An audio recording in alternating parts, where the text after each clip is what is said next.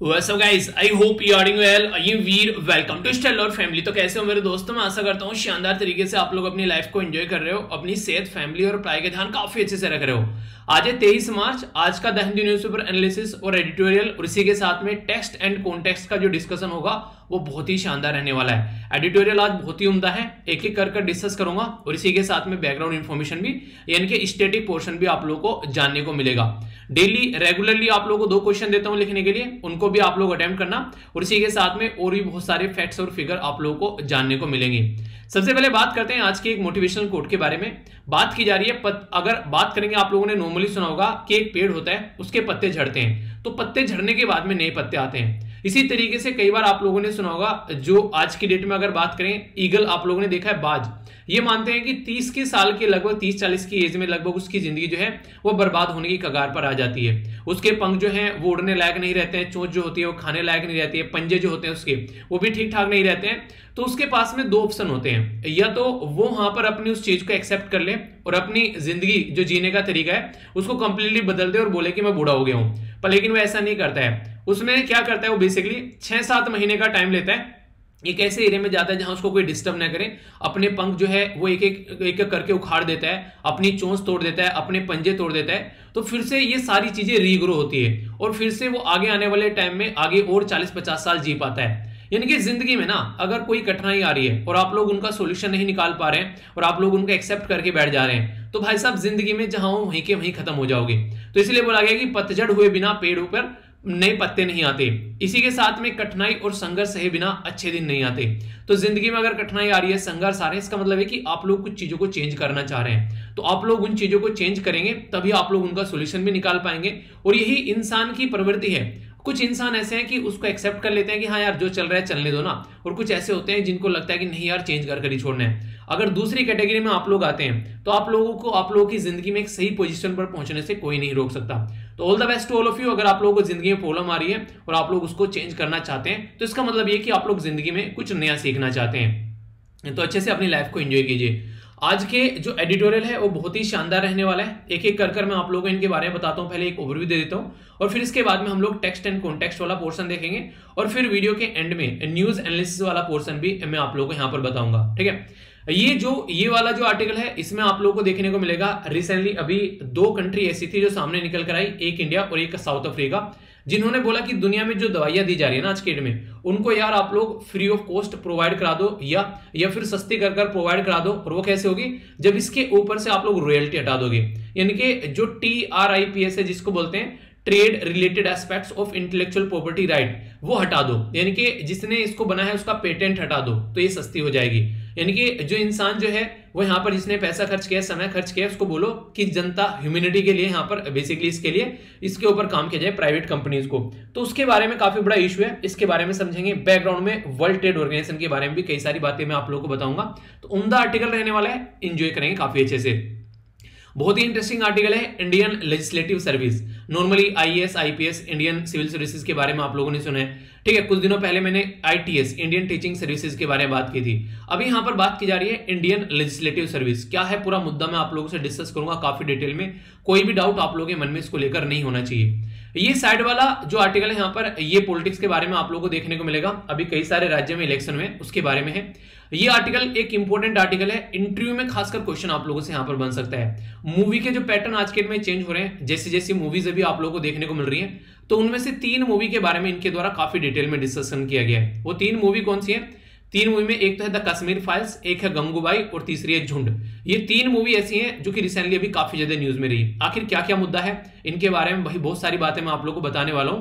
यानी कि सुनकर आप लोगों को मजा आएगा आर्टिकल। और इंटरव्यू में क्वेश्चन पूछा जा सकता है अगर आप लोग अपनी हॉबी बताते हो कि मेरी हॉबी मूवी देखना है। ठीक है, जैसे मेरे जैसा इंसान है ना जो मूवी देखने के लिए मतलब एक तरीके से मुझे ऐसा लगता है मैंने कोई मूवी चला ली ना वो कंप्लीट होनी चाहिए, पर हाँ उससे मेरा इंटरेस्ट भी आना चाहिए। ऐसा नहीं कि कुछ भी कूड़ा कर देखूंगा। मतलब मुझे किसी ने अगर कोई मूवी रिकमेंड की है ना, वो मूवी देखने में मेरा ज्यादा मजा आता है, क्योंकि रिकमेंडेशन इंसान तभी करता है जब उसको पसंद आती है। ठीक है, तो वो मूवी में थोड़ा इंटरेस्ट में देखता हूँ कि कुछ ना कुछ होगा। हालांकि कई बार बेफजूल भी रिकमेंडेशन आती है, पर लेकिन उसमें मेरा इंटरेस्ट अगर बन जाता है स्टार्टिंग के 10-15 मिनट तक, वो मूवी में पूरी लपेट देता हूँ फिर। ठीक है, तो नॉर्मली कहने का मतलब ये है कि अगर आप लोग की हॉबी मूवी देखना है और आप लोग बताते हैं तो उसके लिए आप लोग को प्रिपेयर रखना है। ये बातें हैं, ठीक है। केरला की पॉलिटिक्स से इग्नोर कर सकते हैं। और यहां से इंपॉर्टेंट जो पॉइंट बनेगा मैं आप लोगों को भी बताने वाला हूं। ये पूरा एक प्रेसिडेंट का चैप्टर आप लोगों का कवर हो जाएगा। ये डेटा पॉइंट है जिसके बारे में मैं भी आप लोगों से बातें करूंगा। ये साइड वाला पोर्शन वैसे तो इंपॉर्टेंट नहीं है, पर चीफ मिनिस्टर वाला जो चैप्टर है पॉलिटी के अंदर, वो आप लोग यहां पर कवर कर सकते हैं। तो चीफ मिनिस्टर से रिलेटेड क्या क्या प्रोविजन है, क्या क्या चीजें हैं, मैंने अभी रिसेंटली कई बार आप लोगों को बताई भी है। अगर टाइम मिलेगा तो वीडियो के एंड में इसको एक बार नजर लाट कर देख लेंगे, नहीं तो फिर कभी देख लेंगे, क्योंकि चीफ मिनिस्टर का पोर्शन आप लोग कवर कर सकते हैं। जाकर पॉलिटी के अंदर सर्च कर लेना, पॉलिटी बाय वीर चीफ मिनिस्टर लिख देना आगे, तो पूरा खुलकर आप लोगों के सामने चैप्टर आ जाएगा, ठीक है। तो ये बातें हैं। टेक्स्ट एंड कॉन्टेक्स्ट में क्या क्या हम लोग देखने वाले हैं उसका भी एक ओवरव्यू आप लोगों को दे देता हूं, ताकि आप लोगों के माइंड में क्लैरिटी बने कि लेक्चर हम लोग कैसे कैसे आगे लेकर चलने वाले हैं। यहां पर एक काफी इंपॉर्टेंट आर्टिकल होगा, नेशनल जो बेसिकली लैंड मोनेटाइजेशन क्या है समझेंगे पूरा। बहुत इंपॉर्टेंट टॉपिक है, रिसेंटली काफी ज्यादा न्यूज में है, तो एग्जाम के लिए बहुत ज्यादा इंपॉर्टेंट आप लोगों के लिए हो जाएगा। यहाँ पर ये हाइपरसोनिक वेपन के बारे में बात की जा रही है, अभी रशिया के द्वारा यूज किया गया यूक्रेन में, उसकी वैसे न्यूज में आ गया है। पूरा मुद्दा समझेंगे, सुनकर आप लोग इसको एंजॉय कर पाओगे। और कहीं ना कहीं जब चीजें आप लोग जानते हो तो लाइफ में एक रिलैक्स भी बनता है, नहीं एक तरीके से चीजें हम लोग जानते हैं तो उस टाइम पर आप लोग चीजों को एंजॉय कर पाते हो। यहाँ पर जो बात की जा रही है पर्टिकुलर एरिया है जिनके बारे में बात की जा रही है, थोड़ा सा एक ज्यादा इंपॉर्टेंट तो नहीं पर एक ओवरव्यू आप लोग को आर्टिकल का जरूर दूंगा। ये बेसिकली हीट के बारे में बात की जा रही है, नॉर्डिक और इसी के साथ में बाल्टिक कंट्रीज के बारे में। तो कहां पर है नॉर्डिक और Baltic countries, map based question भी आप लोग यहाँ पर बन सकता है। आज का जो क्विज है वो यहाँ पर ज्यादा इंपॉर्टेंट नहीं है बेसिकली, पर फिर भी आप लोगों को मैं यहाँ पर क्विज दे दूंगा, ये आप लोगों को बेसिकली पोस्ट भी कर दूंगा टेलीग्राम पर, क्योंकि एक बच्चे के द्वारा बोला गया सर प्लीज पोस्ट कर दिया करो, भले ही इंपॉर्टेंट हो चाहे ना, हम लोग उसको अटेम्प्ट कर लिया करेंगे, दिक्कत नहीं है। एसएलवी पीडीएफ पर मैं डेली आप लोगों को क्विज पोस्ट कर देता हूं यहाँ पर, ये आप लोग देखते हैं, इसको आप लोग अटेम्प्ट कर सकते हैं। और बाकी डेटा पॉइंट भी मैंने कल भी पोस्ट कर दिया था, आज भी पोस्ट करूंगा, इनको आप लोग देख लेना। एक आर्टिकल एटलीस्ट आप लोग डेली पढ़ा करो, जिससे आप लोग चीजों को अच्छे से एंजॉय कर पाओ। अच्छा ये वीडियो किसने देखी जो कल मैंने वीडियो बनाई थी? भाई साहब जिंदगी में ना अगर कुछ करना चाहते हो तो आप लोगों के अंदर जज्बा होना चाहिए, ठीक है। आप लोगों के अंदर एक तरीके से आग निकलनी चाहिए। अगर आप लोगों के अंदर खून में उबाल नहीं है तो ऐसे ऐसे इंसान जो है वो आप लोग कहीं टिकने नहीं देंगे। यानी कि अगर आप लोगों के अंदर जोश नहीं है तो कोई आप लोग की जगह कोई और ले जाएगा, ऐसा आप लोग बोल सकते हैं, ठीक है। तो ये बेसिक चीजें, कुछ नोट्स प्रोवाइड कराए थे मैंने, देख लेना इनको। यहाँ पर वर्ल्ड वाटर डेज के बारे में कुछ इंपॉर्टेंट फैक्ट्स और फिगर है यहाँ पर मैंने आप लोगों को प्रोवाइड करा दिए थे। और पीडीएफ आप लोग यहाँ से जाकर डाउनलोड कर लिया करो, जो कि स्टडी लवर वीर पर आप लोगों को मिल जाती है, फ्री ऑफ कॉस्ट है सारी चीजें। अच्छे से इनको एंजॉय कीजिए। और आंसर राइटिंग ग्रुप में डेली 2 क्वेश्चन पोस्ट करता हूं और बहुत सारे बच्चे आंसर देते हैं, तो आप लोग भी इसको अपनी लाइफ का पार्ट बना सकते हैं। और रेगुलरली आप लोग भी यहाँ पर अपने क्वेश्चन पोस्ट कर सकते हैं और एक दूसरे क्वेश्चन को एनालाइज भी कर ले कीजिए। जो यहाँ पर क्वेश्चन करता है तो आप लोग एक दूसरे का क्वेश्चन का आंसर भी दे सकते हैं, ठीक है। उसको एक तरीके से वो नहीं रिव्यू भी कर सकते हैं। तो एक काम जरूर करना, काफी कुछ आप लोगों को नया सीखने को मिलेगा। अब आगे बढ़ते हैं, यहाँ पर एक एक पॉइंट देखते चलते हैं। अरे हाँ, एक और छोटी सी बात, अगर आप लोगों को लगता है आप लोगों की इंग्लिश जो है वीक है, यहाँ पर डेली इंग्लिश से रिलेटेड भी एक आर्टिकल आता है, बोलचाल की भाषा में इंग्लिश को समझाने की कोशिश की जाती है। मैं कोशिश करूंगा कि ये वाला आर्टिकल आप लोगों के साथ में डेली शेयर कर दिया करूं। अगर आप लोग थोड़ा सा इंग्लिश को इंप्रूव करना चाहते हैं तो ये आप लोगों की काफी हेल्प करेगा, कैसे कैसे चीजें जो बोली जाती हैं, ठीक है। नहीं नॉर्मल भाषा में एक दूसरे से बात करने लगे इंग्लिश में, तो वो कन्वर्सेशन जो है वो कैसे आप लोग कर पाएंगे, वो यहाँ पर डेली कुछ ना कुछ आप लोग को देखने को मिल जाता है। डेली तो नहीं, बीच बीच में, तो जब भी मिला करेगा ये भी मैं पोस्ट कर दिया करूंगा। इससे आप लोग एक अच्छे लेवल की अपनी पढ़ाई कर सकते हैं, ठीक है। तो ये कुछ ऐसी बातें थी जो आप लोग अच्छे से लेकर चल सकते हैं और इसको अच्छे से इंप्लीमेंट कीजिएगा, जिससे कि काफी कुछ फायदा भी आप लोगों को देखने को मिलेगा, ठीक है। आगे चलते हैं। यहाँ पर सबसे पहले जो मैं नेक्स्ट आर्टिकल, सबसे पहले जो आर्टिकल आप लोगों के ऊपर फोकस करूंगा वो करूंगा यहाँ पर एक पर्टिकुलर मूवीज के बारे में। जो आर्टिकल है ये इंटरव्यू के लिए कैसे क्वेश्चन बन जाएगा और हमारी सोसाइटी कैसे दिखती है इसके अंदर में। तो जीएस पेपर 1 के अंदर भी आप लोगों से यहाँ पर क्वेश्चन पूछा जा सकता है आज के मूवीज के बारे में। तो ये तो मैं आप लोगों को बताऊंगा ही, पहले इससे स्टार्ट करते हैं। लेकिन पहले डेटा पॉइंट एक बार बता दूं, वरना फिर छूट जाता है कई बार। डेटा पॉइंट में क्या है, अभी हमारी कंट्री के प्रेसिडेंट कौन है आप लोगों से अगर पूछा जाए तो सीधा सीधा क्वेश्चन है भाई साहब कि रामनाथ कोविंद जी हैं। रामनाथ कोविंद जी हमारे देश के प्रेसिडेंट हैं, जी हाँ बिल्कुल। अभी इनका टाइम पीरियड जो है वो कंप्लीट होने वाला है जुलाई 2022 में। तो क्या मतलब है इसका मतलब ये कि आगे जो है अब इनके जो बेसिकली पोस्ट के लिए इलेक्शन होंगे यहाँ पर और नए प्रेसिडेंट ऑफ इंडिया चुनकर आएंगे, या फिर अगर इन्हीं को रखा जाएगा तो वो देखा जाएगा। अभी फिलहाल अगर पूछ ले हमारे देश में कितने प्रेसिडेंट अगर आज तक आए हैं तो आप लोगों के सामने यहाँ पर एक एक कर सारी बातें मैंने बता दी। राजेंद्र प्रसाद जो थे वो हमारे देश के पहले प्रेसिडेंट थे, जो 1950 से लेकर 1962 तक देश में देखने को मिले, ठीक है। फिर 1962 से 67 तक यहाँ पर थे सर्वपल्ली राधाकृष्णन जी। फिर यहाँ पर 1900 इसी तरीके से देखिए, इनके बारे में थोड़ा थोड़ा आइडिया आप लोगों को रखे चलना है, ठीक है। कोई भी कंफ्यूजन आप लोगों को नहीं होना चाहिए, कई बार आप लोगों से पूछ लिया जाता है कि पता होना चाहिए। फिर यहाँ पर आप लोगों को देखने को मिलेंगे जाकिर हुसैन साहब 67 से लेकर 69 तक, ठीक है, ये 1969 तक का। फिर 1969 से लेके 1974 यानी कि 1969 से 74 तक तो थे यहाँ पर, ये थे वराहगिरी, ठीक है, तो वेंकट गिरी, तो वीवी गिरी का नाम आप लोगों ने सुना होगा, ठीक है। फिर यहाँ पर जब यहाँ पर देश के अंदर इमरजेंसी थी, तो ये इंपॉर्टेंट कई बार आप लोगों से बन जाते हैं, इनका नाम आप लोग याद रखते हैं। उस टाइम पर देश के प्रेसिडेंट कौन थे, तो इनका नाम था बेसिकली, देखिए आप लोगों से ऐसी चीजें पूछी जाती हैं जो थोड़ी कंट्रोवर्शियल होती हैं, ठीक है, एक तरीके से ऐसी कि जिसके बारे में कोई ऐसा इवेंट हो, जैसे 1975 से लेके 77 तक इमरजेंसी रही, ठीक है, तो उस टाइम पर पूछ लेंगे कौन थे यहाँ पर प्रेसिडेंट, तो यहाँ पर बेसिकली फखरुद्दीन अली अहमद साहब थे यहाँ पर उस टाइम पर प्रेसिडेंट, ठीक है। अगर 77 तक 1982 तक अगर आप लोग बात करेंगे तो यहाँ पर नीलम संजीव रेड्डी आप लोगों को देखने को मिलेंगे। इसी के साथ में ज्ञानी जैल सिंह थे, ये 1982 से 1987 तक, ठीक है। अच्छा, अगर मैं आप लोगों को बात करूं, जैसे ये मैं आप लोगों को यहाँ पर बताता जा रहा हूँ, काफी इंटरेस्टिंग क्वेश्चन अपने आप ही माइंड में आ गया।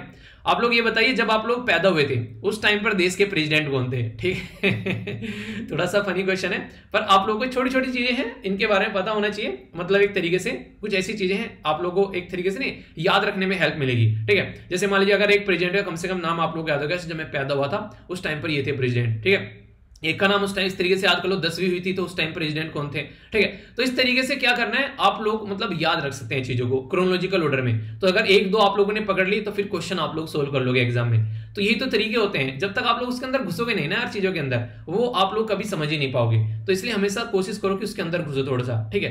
तो इस तरीके से मैं आप लोगों से ये बातें इसलिए बता रहा हूँ कि याद रखने में आप लोगों को हेल्प हो जाएगी, इससे लंबे समय तक आप लोग चीजों को याद रख पाओगे, ठीक है। नेक्स्ट बात करते हैं 1987 से लेकर 1992 तक, तो रामास्वामी ये है यहाँ पर वेंकट रमन। इसी के साथ में 1992 से लेकर 1987 तो शंकर दयाल शर्मा, 1997 से 2002 तक KR नारायण, और यहां पर है हमारे प्यारे एपीजे अब्दुल कलाम सर जी, 2002 से लेके 2007 तक का एपीजे अब्दुल कलाम सर जी, 2007 से लेके 2012 तक का ये है प्रतिभा पाटिल जी।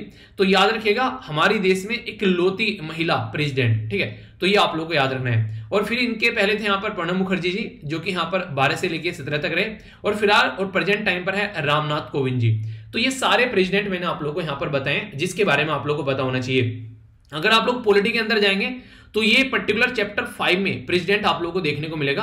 प्रेसिडेंट नहीं, बेसिकली यूनियन एग्जीक्यूटिव बोला जाता है, और ये क्वेश्चन कई बार बन चुका है कि यूनियन एग्जीक्यूटिव के अंदर कौन आता है, किस आर्टिकल से किस आर्टिकल तक है। स्टेट पीसीएस का तो बड़ा ही फेवरेट क्वेश्चन आप लोगों का बन जाता है ये। तो यहां पर आप लोगों को देखने को मिलेगा आर्टिकल 52 से लेकर 58 तक पार्ट 5 के अंदर में यूनियन एग्जीक्यूटिव बोला जाता है। तो एग्जीक्यूटिव मतलब होती है कार्यवाही, जो काम करने वाले लोग होते हैं, तो जिनके नाम से या फिर जिनके द्वारा काम किए जाते हैं। जैसे प्रेसिडेंट हो गया, vice president, prime minister, council of minister और अटॉर्नी जनरल, ये यूनियन एग्जीक्यूटिव के अंदर आप लोगों को देखने को मिलेंगे।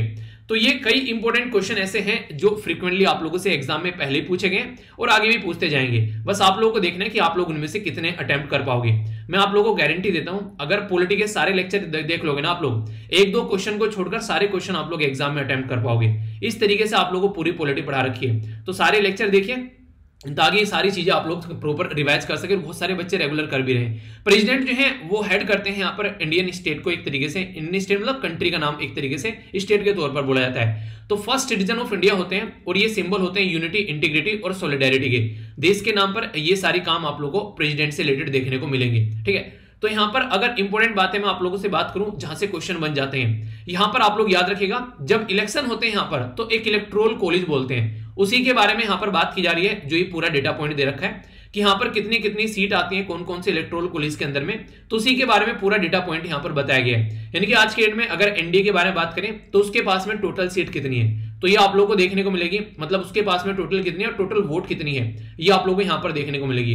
राज्यसभा में कितनी है और लोकसभा में कितनी है, इसका बेसिक पर्पज क्या है बताने का, वो ये है कि अगर चाहे प्रेजेंट टाइम पर जो पार्टी पावर में है, यानी कि जैसे एनडीए जिसको आप लोग शॉर्ट फॉर्म में बीजेपी बोलते हो, तो बीजेपी का गठबंधन है एनडीए, ऐसे ही यूपीए जो है वो कांग्रेस का गठबंधन है। तो कंफ्यूजन आप लोगों को नहीं होना चाहिए, ठीक है।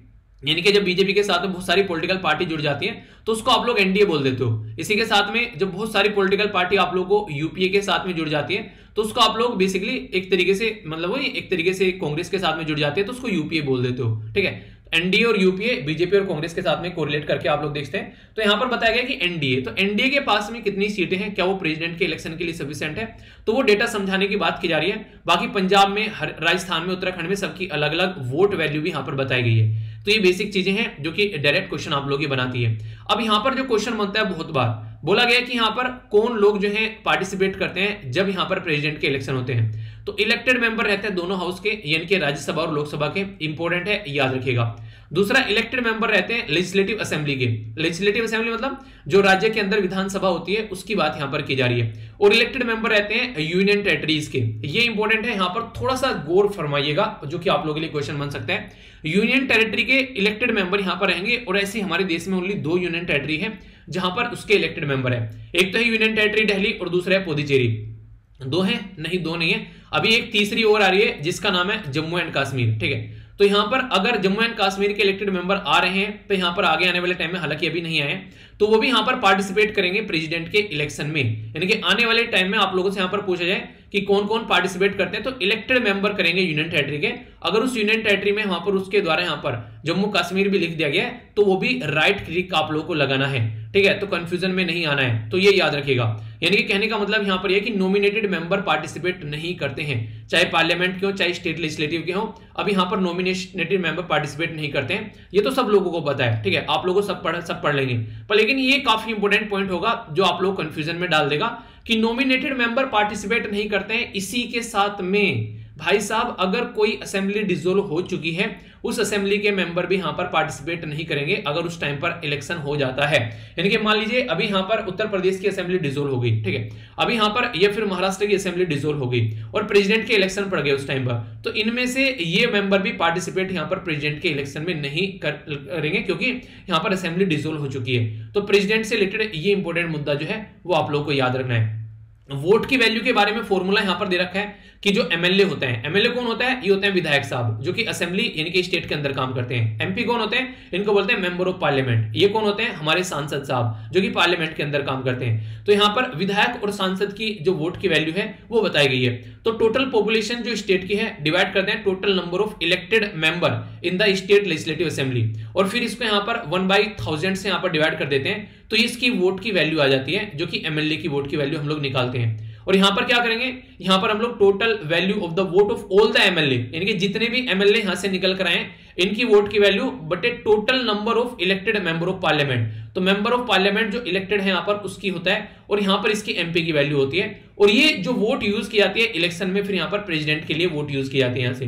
यानी कि जो यहां पर वोट आप लोगों को दिखाई जा रही है ये सारी यहां पर ये इनडायरेक्ट इलेक्शन आप लोगों को प्रेसिडेंट का देखने को मिलेगा।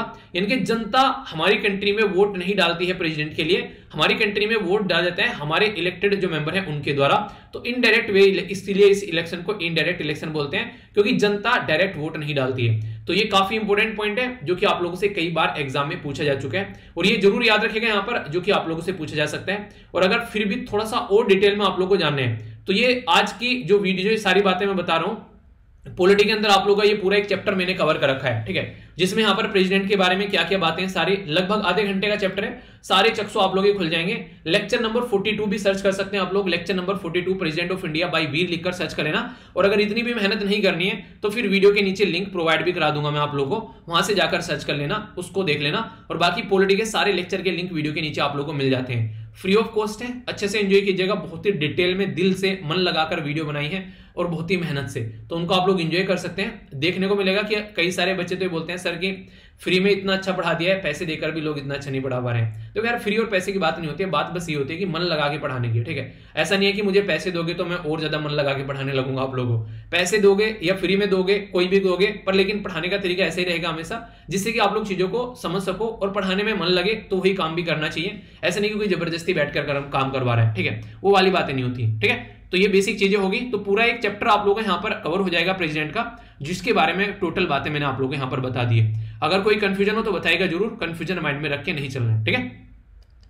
आगे चलते हैं नेक्स्ट आर्टिकल की ओर। यहाँ पर बेसिकली आज की डेट में कई सारी मूवीज ऐसी देखने को मिलेंगी जो कि सोसाइटी पर काफी ज्यादा इंपैक्ट डालती हुई नजर आ रही है। आज के डेट में मूवी जो है अगर बात करें जैसे कि दलित हो गया, आदिवासी हो गया, अभी यहाँ पर एक आई गंगूबाई प्रोस्टिट्यूशन के ऊपर, यानी सोसाइटी में जो वेश्यावृत्ति आप लोगों को देखने को मिलती है, उन महिलाओं के खिलाफ क्या क्या दिक्कतें देखने को मिलती है, तो वो ये यहाँ पर चीजों को दर्शा रही है। तो राइटर ये बोल रहे हैं कि देखिए क्या होता है नॉर्मली यहाँ पर अगर कोई डायरेक्टर मूवी बना रहा है तो उसका पर्पज क्या होता है, वो ज्यादा से ज्यादा ऑडियंस तक पहुंचे, पॉइंट नंबर 1। पॉइंट नंबर 2 यहाँ पर ये रहता है कि उसकी मूवी जो है ज्यादा से ज्यादा रेवेन्यू कमाए, तो ये आप लोगों को देखने को मिलेगा। जब ऑडियंस तक पहुंचेगी तो रेवेन्यू भी कमाएगी, तो यहाँ पर सोसाइटी पर उसका काफी ह्यूज इंपैक्ट पड़ता है। अभी जो ये 3 मूवी मैं आप लोगों को यहाँ पर बता रहा हूँ, द कश्मीर फाइल, ये कश्मीर के मुद्दे को काफी डिटेल में बता रही है। गंगूबाई जो है प्रोस्टिट्यूशन के मुद्दे को काफी डिटेल में बता रही है। और जो झुंड अमिताभ की जो मूवी है यहाँ पर ये बेसिकली ये भी फिलहाल जो है ये बता रही है कि एक तरीके से एक ऐसा सेक्शन सोसाइटी का जिसको इग्नोर करते हैं उनके अंदर भी टैलेंट है, ठीक है, एक दबा कुचला सेक्शन सोसाइटी का हम लोग उसको इग्नोर कर देते हैं, उसके अंदर भी टैलेंट है, अगर उनको गाइड किया जाए तो वो भी कमाल कर सकते हैं। तो ये इनके डिप्रेस्ड सेक्शन सोसाइटी का उसको सामने रखकर लाने की बात इनके द्वारा की गई है। तो मतलब क्या हो गया सीधा सीधा, मतलब यहां पर सीधा सीधा ये हो गया कि सोसाइटी में जो मूवी है वो बहुत ज्यादा इंपैक्ट डालती है। और आज की बात नहीं है, पुराने टाइम पर भी अगर आप लोग देखोगे तो सेम फंडा आप लोग को देखने को मिलेगा। झुंड, इसी के साथ में गंगूबाई काठियावाड़ी, इसी के साथ में द कश्मीर फाइल्स, ये मूवी जो है यहाँ पर आप लोगों को देखने को मिलेगा। एक तरीके से ऐसी मूवी है जो कि एक चेंज दिखाती है सोसाइटी में क्या चल रहा है। देखिए नॉर्मली ना आप लोगों को एक देखने को मिलेगा रियल लाइफ स्टोरी, जैसे यहाँ पर ये सारी मूवी जो है अगर बात की जाए लगभग रियल लाइफ स्टोरी, जैसे गंगूबाई रियल लाइफ स्टोरी पे होगी, the Kashmir file real life story पर होगी। तो यहाँ पर बोला यह जा रहा है कि हमारे पास में ऑप्शन होता है, या तो हम लोग द कश्मीर फाइल जैसी मूवी बनाएं, ठीक है, जिससे सोसाइटी में आप लोगों को देखने को मिलेगा थोड़ा सा और ज्यादा डिवीजन आता हुआ नजर आ रहा है। जब से द कश्मीर फाइल मूवी आई है, अगर माने या ना माने, यहाँ पर कई सारे ऐसे इश्यूज आप लोगों को देखने को मिलेंगे जिससे सोसाइटी में हिंदू और मुस्लिम के बीच में एक डिवीजन देखने को मिला है। ये राइटर यहाँ पर बोल रहे हैं, मैं फिर से बोल रहा हूँ, जो भी बातें बोलूंगा राइटर की बोलूंगा, कभी बोलने लगो सर क्या बोल रहे हो, क्योंकि कई सारे बच्चे जो है ऑफेंडेड हो जाते हैं। तो मेरा यहाँ पर जहां मैं अपना खुद का विचार रखता हूं मैं आप लोगों को बता देता हूं, ठीक है। यहाँ पर मैं राइटर के विचार आप लोगों को बता रहा हूं कि राइटर का मानना क्या है। अभी फिलहाल जिस तरीके से मूवी को प्रमोट किया जा रहा है, अलग अलग राज्य में इसको बेसिकली एक तरीके से टैक्स फ्री किया जा रहा है, उसके चलते सोसाइटी में डिवीजन देखने को मिल रहा है। जो मुस्लिम कम्युनिटी है वो असहज फील कर रही है इसकी वजह से, क्योंकि जम्मू एंड कश्मीर के अंदर जो हुआ वो एक अलग बात है, पर लेकिन पूरे देश के अंदर में 20% आबादी मुस्लिम कम्युनिटी की है। तो मान लीजिए जम्मू एंड कश्मीर में जो मुस्लिम रहते हैं उनको अलावा और दूसरे मुस्लिम जो है वो असहज फील कर रहे हैं। तो राइटर का मानना यह कि ऐसी मूवीज को इतना ज्यादा सपोर्ट करने से ज्यादा बेटर है कि हम लोग गंगूबाई जैसी मूवी या फिर झुंड जैसी मूवी को ज्यादा हम लोग को अप्रिशिएट या फिर सपोर्ट करना चाहिए।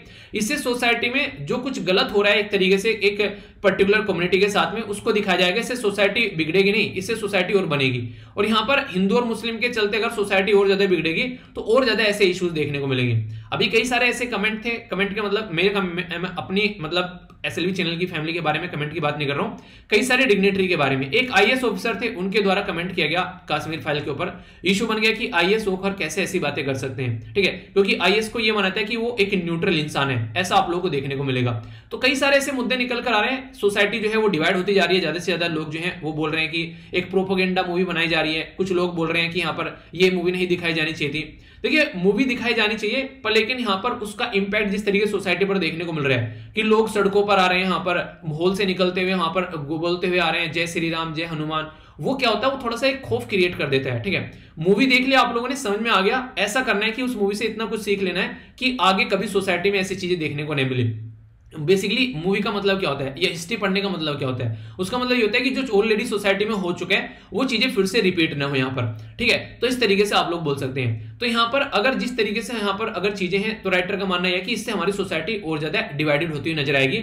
तो रियल लाइफ स्टोरी पर मूवी बन रही है, अच्छी है, यहाँ पर एक तरीके से समाज की जो भी चीजें हैं यहाँ पर उसको दिखा रही है, और गलत चीजें अगर हैं तो उसके ऊपर एक फटकार का भी यहाँ पर काम कर रही है। द कश्मीर फाइल जो है वो इंस्पायर कर रही है आने वाले टाइम में कि ऐसी मूवी बनाओ, यानी कि अगर अभी यहाँ पर कश्मीर फाइल मूवी आ गई, कल को चलकर यहाँ पर कोई डायरेक्टर आएगा वो मुस्लिम कम्युनिटी के ऊपर जहां जहां अत्याचार हुए हैं उसके ऊपर कोई मूवी बना देगा, ठीक है। तो उसके चलते यहाँ पर और ज्यादा यहाँ पर दिक्कतें देखने को मिलेंगी। तो ऐसी मूवी जो है ये यहाँ पर रिवेन्यू भी कर रही है और सोसाइटी को डिवाइड भी कर रही है। पर लेकिन जब यहाँ पर बात करते हैं जैसे कि यहाँ पर ऐसी मूवी के बारे में जो यहाँ पर प्रोस्टिट्यूशन के एरिया को दिखा रही है, तो यहाँ पर ये दिखाया गया कि ये जो पर्टिकुलर कम्युनिटी है सोसाइटी के अंदर में, इसकी जिंदगी हम लोगों को कैसे संवारनी है। तो उसके ऊपर फोकस करेंगे तो मिलकर सब आएंगे और सब बोलेंगे कि यहाँ पर यार इनकी जिंदगी को हम लोग को संवारना है। तो ये किसी पर्टिकुलर हिंदू और मुस्लिम की बात नहीं की जा रही है, ये एक पर्टिकुलर कम्युनिटी यानी कि इंसानियत के चलते देखने को मिलेगा। तो वो बात राइटर यहाँ पर बोल रहे हैं। आप लोग हो सकता है इस आर्टिकल से एग्री या डिसएग्री हो सकते हैं, पर लेकिन सभ्य भाषा का यूज करिएगा कमेंट बॉक्स में। बीइंग एक सिविल सर्विस एस्पायरेंट आप लोग जो है एक अच्छी लैंग्वेज यूज करना आप लोगों से एक्सपेक्ट किया जाता है, ठीक है। आप लोग अपने विचार इसके बारे में रख सकते हैं। मैंने अब तक ये मूवी नहीं देखी इसलिए मैं ज्यादा कमेंट नहीं करूंगा, जब मूवी देखूंगा तो मैं आप लोगों को जरूर बताऊंगा। हालांकि मेरे अंदर नहीं एक तरीके से खलबली मची हुई है मूवी देखने के लिए, पर मेरा टाइम नहीं निकाल पा रहा हूँ बेसिकली, ठीक है। तो सोच रहा हूं कि हाँ मतलब टाइम मिलेगा तो देखेंगे इसको कि क्या क्या मुद्दा है क्या क्या चीजें हैं। तो स्टेट सिविल सोसाइटी या फिर जो भी यहाँ पर जो फिल्म बनाने वाले अगर देखने को मिलेंगे, फिल्म देखने वाले जो लोग आप लोग को देखने को मिलेंगे, वो सब यहाँ पर सपोर्ट कर रहे हैं। पहली मूवी है जिसको एडवर्टीजमेंट जो है जनता कर रही है, ऐसा आप लोग यहाँ पर बोल सकते हैं। तो इफेक्टिवली यहाँ पर अगर बात करें तो जो बॉलीवुड का एक कन्वेंशनल पैटर्न हुआ करता था कि आए, गाना दिखाए, मौज मस्ती करी, फाइटिंग की और मूवी खत्म हो गई, उससे हटकर भी मूवी चल रही है। तो उसके लिए अप्रिशिएट किया जा रहा है द कश्मीर फाइल को कि कम से कम एक कन्वेंशनल जो मूवी यहाँ पर जो नॉर्मल जो एक आया करती थी बॉलीवुड की, उससे हटकर मूवी यहाँ पर कुछ आ रही है, ठीक है, वो एक अच्छी बात है यहाँ पर लेकिन मूवी में यहाँ पर ये भी देखना है कि क्या हमारी सोसाइटी में वो डिवीजन क्रिएट तो नहीं कर रही है, तो वो भी हम लोग को यहाँ पर समझना पड़ेगा।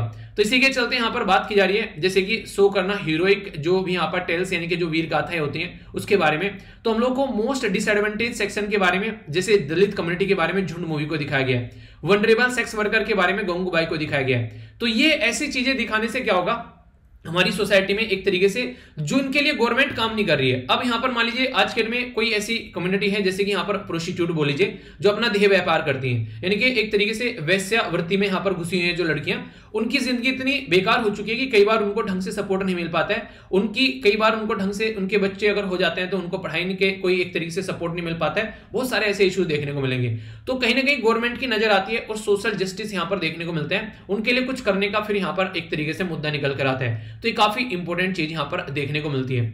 ऐसा नहीं है पहली बार ऐसी मूवी देश के अंदर बनाई जा रही है, पुराने टाइम पर आप लोगों को 2 बीघा जमीन हो गई, ठीक है, जगते रहो होगी। यहां पर 2 बीघा जमीन किसके लिए थी, ये पुअर जो वर्कर क्लास होती है उसके लिए थी, गरीब जो तबका है सोसाइटी का, जो ऐसे लोग एक जगह से दूसरी जगह पर काम करने जाते हैं, माइग्रेंट वर्कर, उनके लिए यहां पर ये मूवी आप लोगों को देखने को मिली।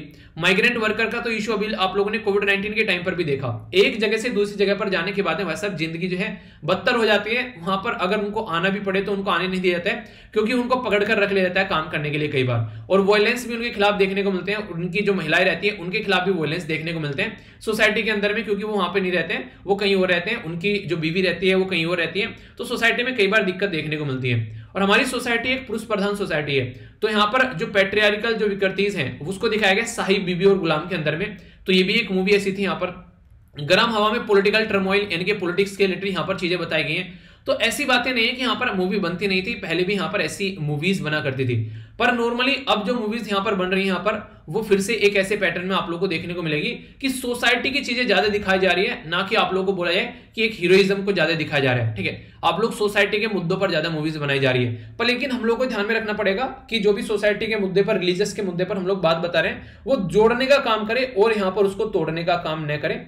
हम लोग बात करते हैं आदिवासी के बारे में, तो उनके ऊपर मूवी बनाई जानी चाहिए। एक काफी इंपॉर्टेंट मूवी जो मुझे पर्सनली काफी एक इंटरेस्टिंग मूवी लगी, एक समझदार एक मूवी लगी यहाँ पर, ये थी जय भीम। जय भीम में क्या दिखाया गया, एक पर्टिकुलर कम्युनिटी को बेसिकली बलि का बकरा बनाया जा रहा है, ठीक है। यहाँ पर गुनाह करता है कोई और, नाम लगा दिए जाते हैं उनके, तो यानी कि ऊपर वालों के जो गुनाह है वो नीचे वालों के नाम थोप दिए जाते हैं और उनको जेल में डाल दिया जाता है, उनको वहां से रिहा नहीं होने दिया जाता है। और जो सबसे हार्ट टचिंग मुझे काम लगा वो था यहाँ पर इस इंसान का, मतलब ये एक तरीके से अपनी जॉब भी कर रहा है, पैसे कमा रहा है, पर लेकिन अगर कोई केस ऐसा आता था जो ह्यूमन राइट का इशू हो गया, उसके लिए पैसे नहीं लेता था। तो ये पर्सनली मुझे मतलब टच कर गई अंदर तक बात, जैसे नहीं ऐसे कल को चलकर कोई कुछ काम करे इंसान, तो कम से कम किस पर्टिकुलर कम्युनिटी के लिए कम से कम एक ऐसी चीजें रखे कि हाँ इनसे कोई पैसा नहीं लेना है, इनके लिए हम लोग को काम जो है वो फ्री में प्रोवाइड करवाना है। क्यों? क्योंकि उनके पास में पैसा नहीं है पे करने के लिए, ताकि वो भी सोसाइटी में आगे आ सके और उनको भी न्याय मिल सके। तो वो चीज पर्सनली मुझे काफी अच्छी लगी, ठीक है। अगर बात करें दलित और आदिवासी के बारे में, आज के में इनके ऊपर अगर काम किया जाए तो उत्तर प्रदेश, बंगाल, पंजाब, ये ऐसे एरिया हैं जहां पर 25% आबादी इन्हीं की देखने को मिलेगी। तो इनके लिए काम किया जाए कि नहीं किया जाए, तो ये आप लोगों को देखने को मिलेगा। झारखंड, छत्तीसगढ़, मध्य प्रदेश, उड़ीसा, इनमें आदिवासी आप लोगों को लगभग 20 से 30% देखने को मिल जाएंगे। सबसे ज्यादा आदिवासी कम्युनिटी इन एरिया में पाई जाती है। तो इनके लिए काम किया जाए कि नहीं किया जाए, तो इनके ऊपर मूवी बनाई जाए। सोशली इनको नेग्लेक्ट किया जाता है, ठीक है, कई बार दिक्कतें देखने को मिलती है, इनको ह्यूमिलिएट किया जाता है, इनकी बेइज्जती की जाती है, इनके साथ में जबरदस्ती की जाती है। तो ये सारी चीजें आप लोगों को देखने को मिलेगी। तो इनके ऊपर अगर मूवी बनती है तो जनता के सामने चीजें आती है और फिर गवर्नमेंट जो रहती है उसके ऊपर प्रेशर बनता है इनके लिए काम करने का। तो ये काफी इंपॉर्टेंट चीज है जिसको लेकर हम लोग आगे बढ़ सकते हैं, ठीक है। तो ये काफी अच्छा सजेशन है यहाँ पर जिसके ऊपर काम किया जा सकता है। जय भीम जैसी मूवी यहाँ पर निकाल कर लेते आए। आज की डेट में बात करें, कई सारी मूवी बनाई गई पेट्रोटिज्म के बारे में, जैसे राजी होगी, मुल्क केसरी ये मूवी है। इस्लामिक टेररिज्म के बारे में मूवी बनाई गई वेडनेसडे, निर्जा, इसी के साथ में होटल मुंबई, ठीक है। सेक्युलरिज्म के ऊपर मूवी बनाई गई चक दे इंडिया, हैदर, इसी के साथ में कम्युनल टेंशन के ऊपर मूवी बनाएगी यहाँ पर, ठीक है, शाहिद, इसी के साथ में यहाँ पर ये क्या है यहाँ पर परजानिया, ठीक है। तो पता नहीं कौन कौन सी मूवी है, मैंने देखी नहीं एक्चुअली, ठीक है। तो मतलब बहुत सारी ऐसी मूवी है यहाँ पर बेसिकली, जो कि कई सारी मूवीज बनाई गई अलग अलग मुद्दों के ऊपर में। कम्युनल स्टोरी बनाई गई यहाँ पर, इश्क जादे हो गया, केदारनाथ हो गई, ठीक है, जिसमें हिंदू और मुस्लिम की लड़कियों की और लड़कों की बेसिकली लव स्टोरी दिखाई गई है। तो ये पॉपुलर थीम अब तक बॉलीवुड की आप लोगों को नॉर्मली देखने को यहाँ पर मिल रही है। पर लेकिन यहाँ पर राइटर जो है वो थोड़ा सा ये बोल रहे हैं कि यहाँ पर अगर कोई ऐसी मूवी आप लोग बना रहे हो नॉर्मली, तो ये मुस्लिम को एज ए वायलेंट एग्रेसर और एंटी नेशनल के तौर पर दिखाने की कोशिश कर रहे हैं। इससे क्या हो रहा है कि एक हमारी सोसाइटी जो है वो एक ऐसी सोसाइटी है जहां पर हम लोग अलग अलग रिलीजन, अलग अलग रीजन, अलग अलग कम्युनिटी, अलग अलग तरीके के डिफरेंट एक डाइवर्स कंट्री में रहते हैं। वहां पर ऐसी मूवी को लेकर आना ये काफी एक नेगेटिव इंपैक्ट डाल सकती है। तो जैसे यहां पर अगर बात करें द कश्मीर फाइल, ठीक है, तो ये क्लेम करती है कि ये रियलिस्टिक चीजों को यहां पर दिखा रही है, ठीक है, पर लेकिन ये एक तरीका स्टीरियोटाइप क्रिएट कर रही है मुस्लिम कम्युनिटी के खिलाफ, उनको एज ए टेररिस्ट के तौर पर भी यहां पर दिखा रही है। तो दूसरा पहलू भी हम लोग को यहां पर देखना पड़ेगा। तो इससे क्या रहेगा, यहां पर एक तरीके से यहां पर आर्टिस्टिक के नाम पर, यानी कि जो मूवी बनाने वाले हैं उनकी लिबर्टी के नाम पर यहां पर ये ट्रेजिक हिस्टोरिक जो रियलिटी यहां पर ट्विस्टेड करके जो दिखाई जाती है, तो कहीं ना कहीं किसी पॉलिटिकल पार्टी को गेन करती है यहां पर ये नजर आएंगी, यानी कि पॉलिटिकल मुद्दे को भी साधती हुई ये मूवी नजर आती है, ऐसा राइटर का यहां पर मानना है, ठीक है। अगर बात करें यहां पर, ये काफी इंपॉर्टेंट है, जैसे कि ऐसी मूवी बनाई जानी चाहिए जैसे मसान हो गया, ठीक है, आर्टिकल 15 हो गया, ये ऐसी मूवी को हम लोग को ज्यादा सपोर्ट करना चाहिए, ऐसी मूवी को हम लोग को टैक्स फ्री करना चाहिए, ऐसी मूवी को ज्यादा से ज्यादा लोग जो है देखें, उसके लिए अप्रिशिएट करना चाहिए ताकि चीजों को समझ सके, ठीक है। ना कि कई सारी सेंसिटिव सेक्स वर्कर के बारे में, जैसे चमेली हो गई, ठीक है, चांदनी बार हो गया, ये मूवी यहां पर चीजें दिखाती हैं, झुंड हो गया, गंगूबाई हो गया, ये एक तरीके से अप्रिशिएशन डिजर्व करती हैं। तो बोला ये गया राइटर के द्वारा कि जैसे टैक्स फ्री अभी हम लोगों ने मूवी कर दी है द कश्मीर फाइल, ऐसे ही झुंड यहां पर और इसी के साथ में जो गंगूबाई मूवी है वो टैक्स फ्री होनी चाहिए थी सबसे पहले, जबकि यहां पर द कश्मीर फाइल को सबसे पहले टैक्स फ्री कर दिया, ठीक है। तो ये क्योंकि हर एक दिन का जो स्ट्रगल होता है एक दलित कम्युनिटी का, वो यहां पर दिखा रही है। गंगूबाई में सेम यहां पर सेक्स वर्कर का जो डेली का यहां पर उनकी जिंदगी बर्बाद होती है, वो यहां पर दिखाई गई है। तो जो आप लोगों को लिबर्टी मिली है मूवी बनाने की, तो मूवी ऐसी बनाओ जो कि सोसाइटी में अच्छा चेंज लेकर आए, ना कि सोसाइटी को डिवाइड करने का काम करे। अभी फिलहाल जो है हिंदी सिनेमा जो है वो यहां पर मार्जिनलाइज कम्युनिटी को दिखाए, ना कि हिंदुत्व एजेंडे को आगे लेकर चले। तो ये यहां पर राइटर बातें बोल रहे हैं। फिल्म जो है यहां पर दलित और आदिवासी को दिखाए, उनकी क्या क्या दिक्कतें देखने को मिल रही है। झुंड और गंगूबाई काठियावाड़ी मूवी को ज्यादा अच्छे से आगे लेकर चलना चाहिए। तो ये बातें यहां पर की जा रही है। अब इंपॉर्टेंट पॉइंट क्या है, इंपॉर्टेंट पॉइंट यह है, अगर आप लोगों ने बोला कि आप लोगों की हॉबी जो है इंटरव्यू के अंदर में कि वो है मूवी देखना, सामने वाला बोलेगा अच्छा ये बताओ अभी जो मूवी आप लोगों को देखने को मिल रही है उनको आप लोग किस तरीके से देखते हो, यानी कि वो सोसाइटी में एक पॉजिटिव इंपैक्ट डाल रही है फिर नेगेटिव इंपैक्ट डाल रही है। किसी पर्टिकुलर मूवी के देखकर आप लोगों को पूछ लेगा आप इस मूवी को कैसे ट्रीट करते हैं, यानी कि द कश्मीर फाइल के बारे में आप क्या सोचते हैं। तो आप लोग अगर बोलेंगे कि मूवी देखते हैं, हाँ ये सारी चीजें, तो ये सारे क्वेश्चन जो इस तरीके के आप लोगों से बन सकते हैं, ठीक है। इसी के साथ में यहाँ पर कैसे हमारी फिल्म इंडस्ट्री जो है वो किस डायरेक्शन में चल रही है, वो भी आप लोगों से क्वेश्चन पूछे जा सकते हैं। आंसर राइटिंग में भी सोसाइटी पर इंपैक्ट डालने वाली मूवीज के बारे में बातें की जा सकती हैं, ठीक है। तो ये काफी इंपॉर्टेंट आर्टिकल लगा पर्सनली मुझे, तो ये आप लोगों से अलग अलग तरीके से यहाँ पर चीजें बन सकती हैं, ठीक है। आगे चलते हैं, एक और काफी बेहतरीन आर्टिकल आप लोग यहां पर बोल सकते हैं। जीएस पेपर 2 के साथ में आप लोग इस आर्टिकल को कनेक्ट कर पाएंगे।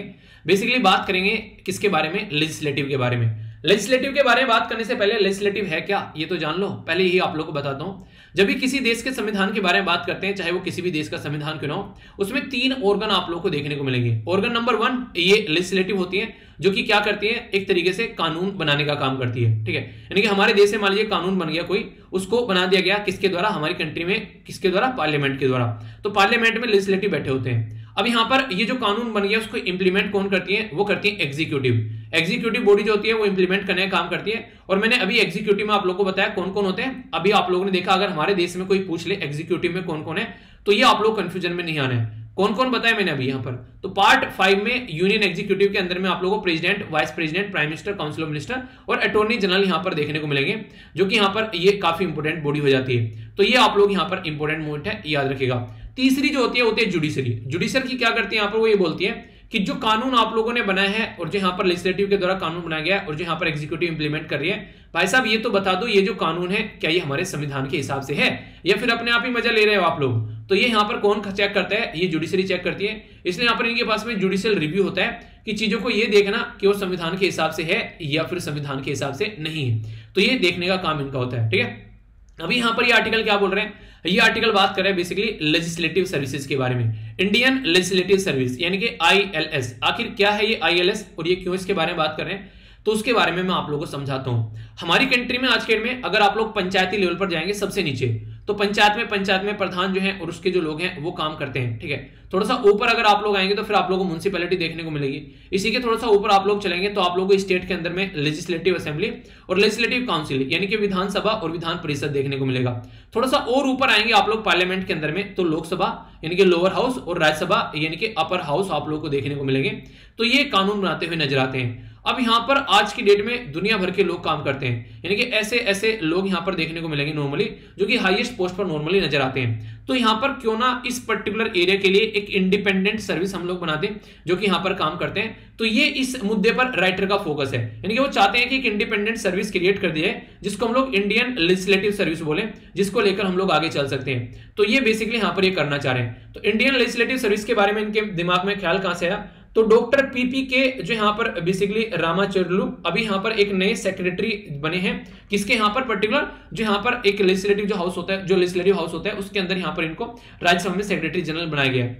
नॉर्मली अगर मैं आप लोगों से बात करूं, जैसे कि कल को चलकर अगर आप लोगों का जैसे सिलेक्शन होता है यूपीएससी में, तो आप लोग ऐसे यहां पर जैसे सिलेक्शन होता है 4 साल की जॉब के बाद में आप लोग यहां पर अंडर सेक्रेटरी बनते हैं, ठीक है। याद रखिएगा हाईएस्ट पोस्ट कौन सी होती है जब आप लोग आईएएस बन जाते हैं, तो होती है कैबिनेट सेक्रेटरी, ठीक है। तो यहां पर होती है अंडर सेक्रेटरी, यहां पर होती है डिप्टी सेक्रेटरी। 9 साल की एक्सपीरियंस के बाद में, 12 साल के एक्सपीरियंस के बाद में आप लोग डायरेक्टर बनते हैं, 20 साल के एक्सपीरियंस के बाद में आप लोग ज्वाइंट सेक्रेटरी बनते हैं, एडिशनल सेक्रेटरी 30 साल के बाद में, और यहां पर सेक्रेटरी जो होते हैं वो 34 साल के बाद में आप लोग यहां पर सेक्रेटरी बनते हैं। तो ये टोटल आप लोगों को देखने को मिलेगा। और फिर उसके बाद में कैबिनेट सेक्रेटरी, ये आप लोग यहां पर बेसिकली पोस्ट होती है। सेम अगर आप लोग यहां पर कंपेयर करोगे तो आप लोगों को स्टेट के अंदर देखने को मिलेगा। याद रखना स्टेट के अंदर में यहां पर कैबिनेट सेक्रेटरी के इक्विवेलेंट कोई पोस्ट आप लोगों को देखने को नहीं मिलती है, पर यहां पर डिप्टी सेक्रेटरी या डिस्ट्रिक्ट मजिस्ट्रेट एंट्री पर होगा, ज्वाइंट सेक्रेटरी डिस्ट्रिक्ट मजिस्ट्रेट या फिर डिप्टी कमिश्नर आप लोगों को देखने को मिलेगा 6 साल के बाद में। स्पेशल सेक्रेटरी देखने को मिलेगा यहां पर HOD, ये 9 साल के बाद में, सेक्रेटरी 16 साल के बाद में, प्रिंसिपल सेक्रेटरी फाइनेंशियल कमीशन ये 24 साल के बाद में, और चीफ सेक्रेटरी 30 साल के बाद में।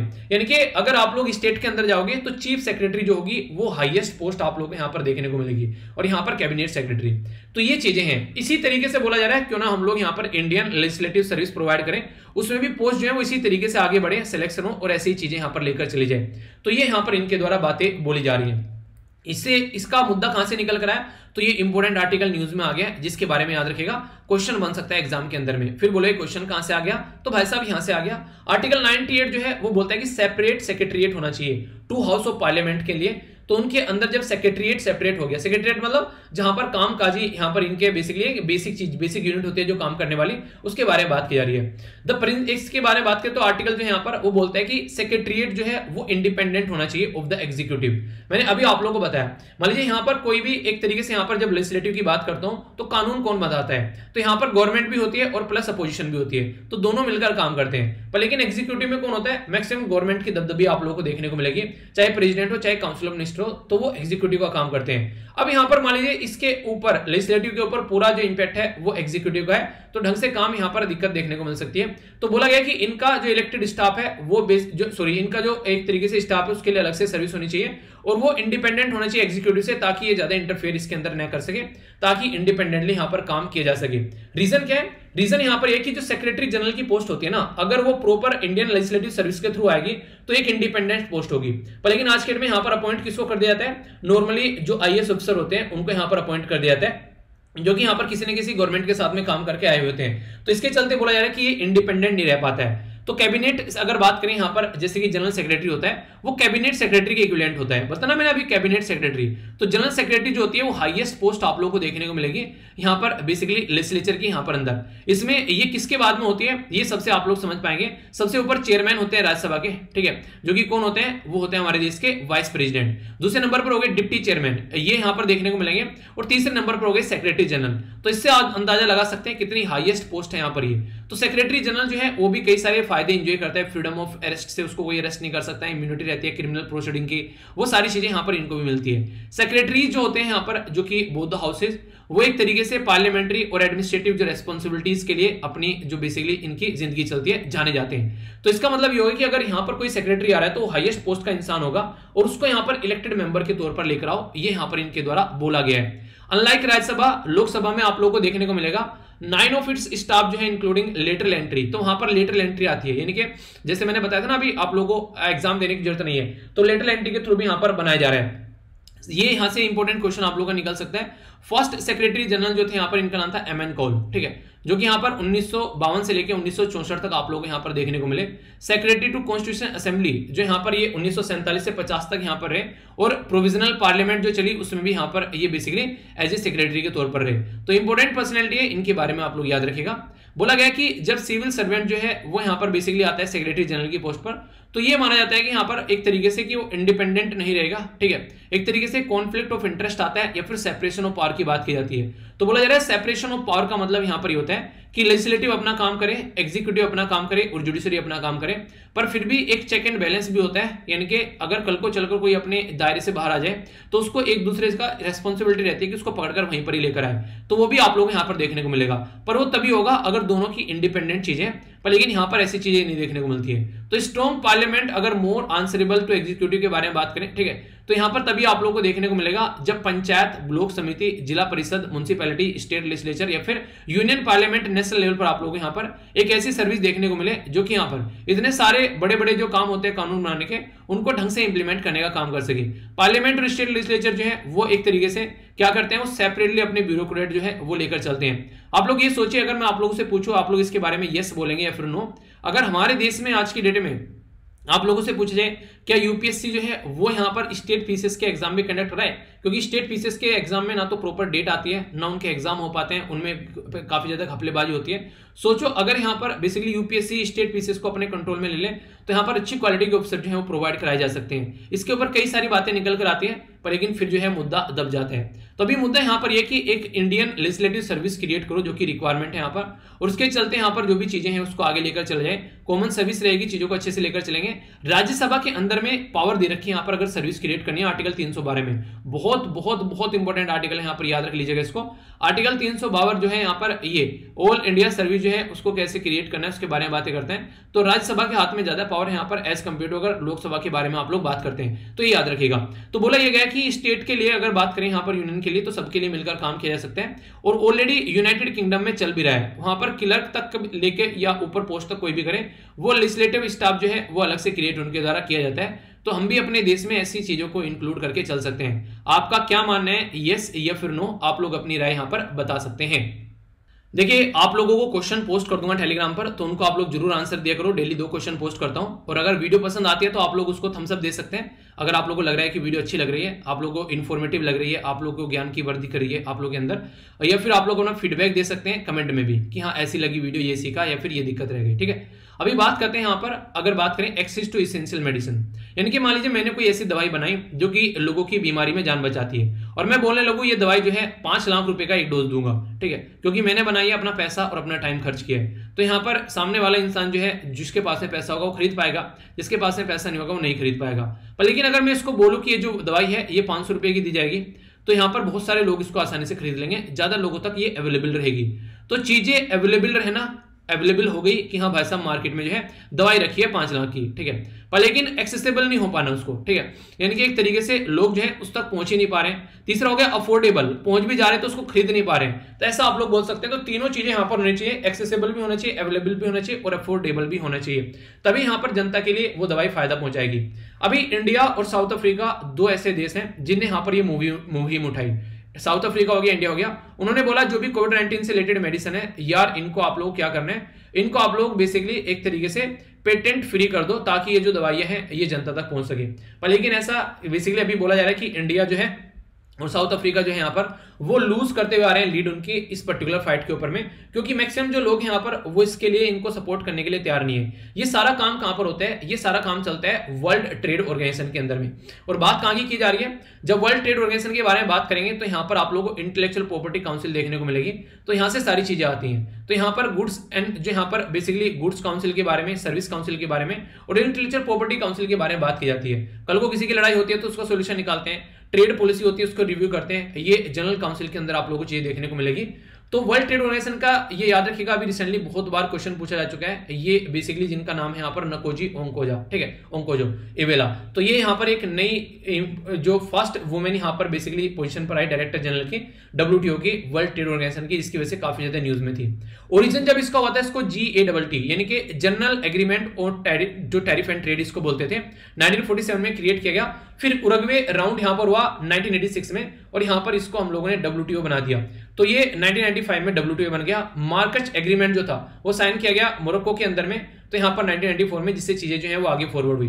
तो ये इंपॉर्टेंट है। यहाँ पर WTO जो है यहाँ पर ये काफी इंपॉर्टेंट इंटरनेशनल ऑर्गेनाइजेशन है जो कि आज के दिन में काम करता है। जो GATT था वो बेसिकली गुड्स के यानी कि सामान के लिए काम करता था ओनली, ठीक है। पर लेकिन अभी यहाँ पर जो WTO है यहाँ पर आप लोगों को मैंने बता दिया, वो यहाँ पर गुड्स, सर्विस और यहाँ पर इंटेलेक्चुअल प्रॉपर्टीज, इनके लिए भी यहाँ पर काम करता है, ठीक है। तो मेंबर जो है वो लगभग 164 के करीब है। यूरोपियन यूनियन भी यहाँ पर इंक्लूडेड मेंबर है। और अभी यूरोपियन यूनियन जो है वो यहाँ पर इंडिया को और साउथ अफ्रीका को सपोर्ट करने के लिए तैयार नहीं है। और कई सारे ऑब्जर्वर देखने को मिलेंगे जो कि याद रखते हैं। इंडिया फाउंडिंग मेंबर था, यानी कि GATT में भी इंडिया था और यहाँ पर भी इंडिया है। तो बेसिक चीजें हैं जो कि आप लोगों को याद रखनी है। कोई कंफ्यूजन इसको लेकर आप लोगों के माइंड में नहीं होना चाहिए, और अगर होगा तो उसको आप लोगों को दूर करके आगे बढ़ना है, ठीक है। तो ये बातें थी यहाँ पर जो कि आप लोगों को समझनी है, ओके।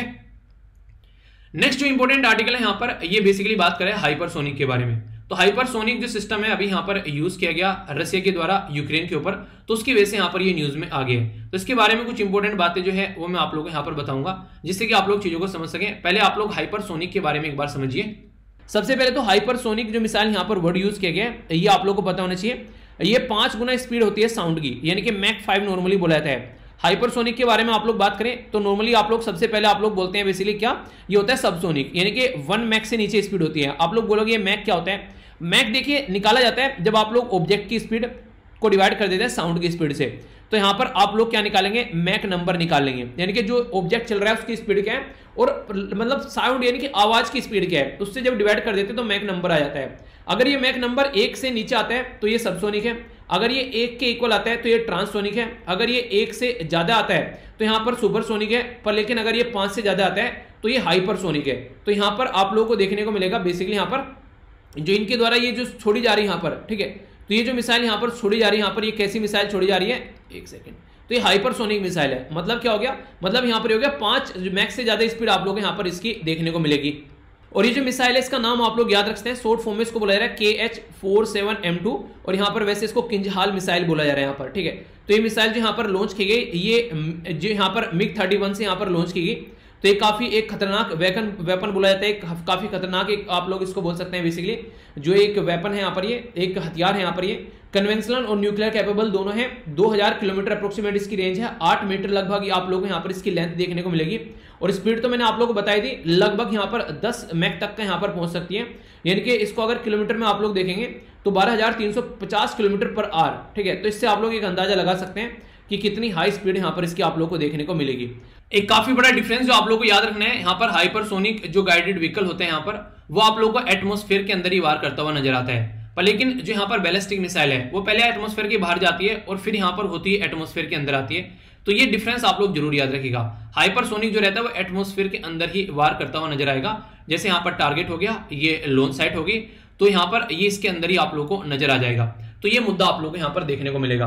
तो अभी यहाँ पर हाइपरसोनिक यूज किया गया। चाइना के पास भी आप लोगों को हाइपरसोनिक यहाँ पर डेमोन्स्ट्रेशन चाइना के द्वारा दिखाया गया, जिसके चलते चाइना के पास भी है, बहुत सारी कंट्री के पास में यहाँ पर आज के दिन बात करें।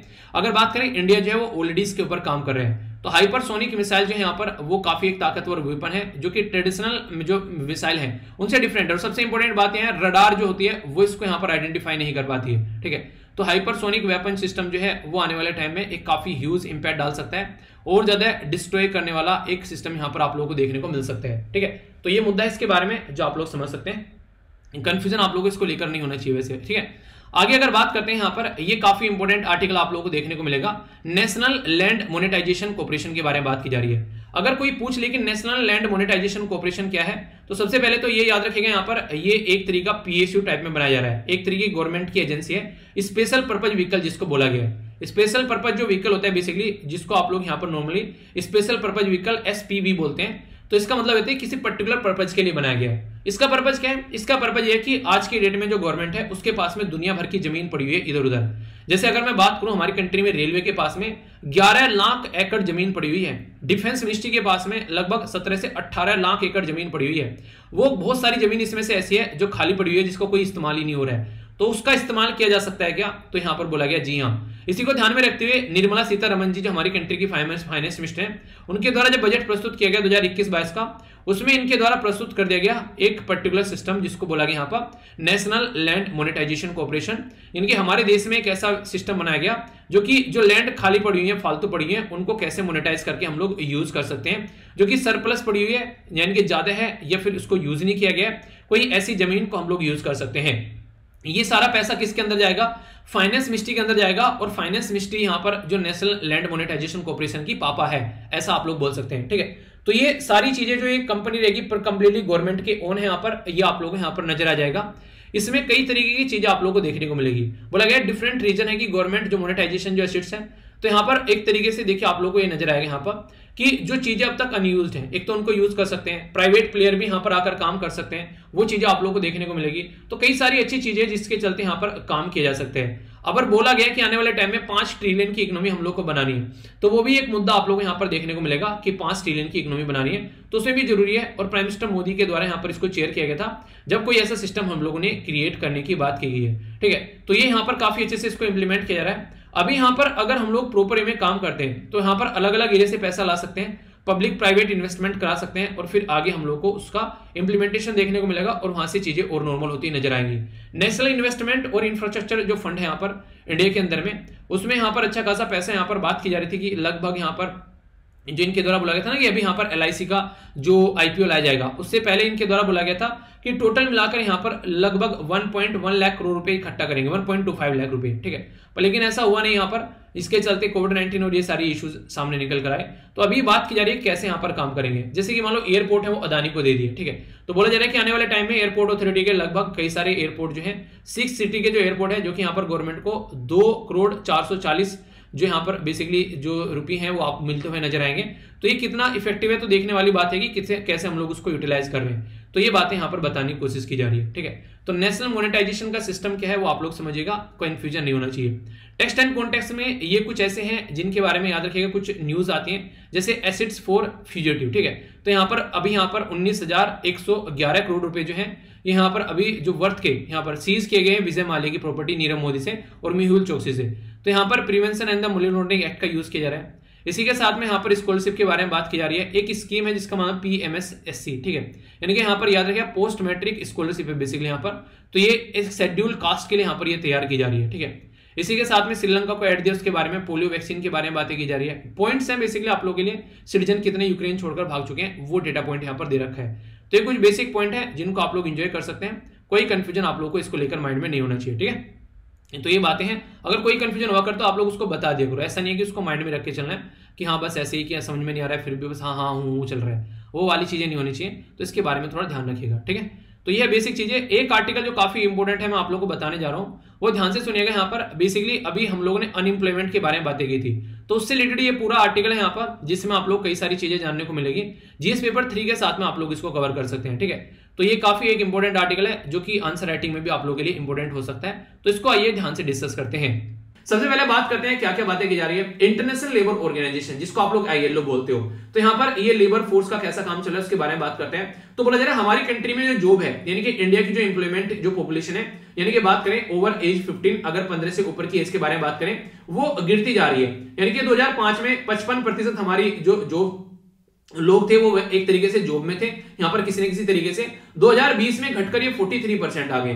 तो एक सोचने वाला मुद्दा है कि काफी बड़ी संख्या यहाँ पर आप लोग देख सकते हैं। लगभग यहाँ पर अगर मोटे मोटे तौर पर अगर आप लोग बात करें तो यहाँ पर 14% के करीब हमारी कंट्री की जो पॉपुलेशन है वो आज के डेट में एम्प्लॉयमेंट से बाहर हो चुकी है। तो ये काफी बड़ा मुद्दा है। अगर बात करें यहाँ पर जो हमारी कंट्री में अभी 43% है, ये बांग्लादेश में 52% है यहाँ पर, यानी कि हमसे ज्यादा लोग जो है उनको जॉब बांग्लादेश में मिल रही है। चाइना में 63% है, हमसे ज्यादा जॉब मिल रही है। और वियतनाम में यहाँ पर 73% है। आप लोग बोलोगे इन्हीं के नाम क्यों लेंगे, क्योंकि एशिया के अंदर ये कंट्री है और एशिया के अंदर जो कंट्री होती है उनके साथ में तो कंपेयर किया जाएगा, तो ये आप लोग समझ सकते हैं। यानी कि दो एक जैसी कंट्री का यहाँ पर ऐसा ही बेसिकली यहाँ पर मुद्दा है, एक जैसे ही रहन सहन है, उन्हीं को तो कंपेयर करेंगे तो ये बातें बताई गई है। स्पेसिफिकली अगर वुमेन के बारे में बात करें तो बोला जा रहा है कि 20% इंडियन वुमेन जो है वर्क फोर्स में आप लोग को देखने को मिलेगी।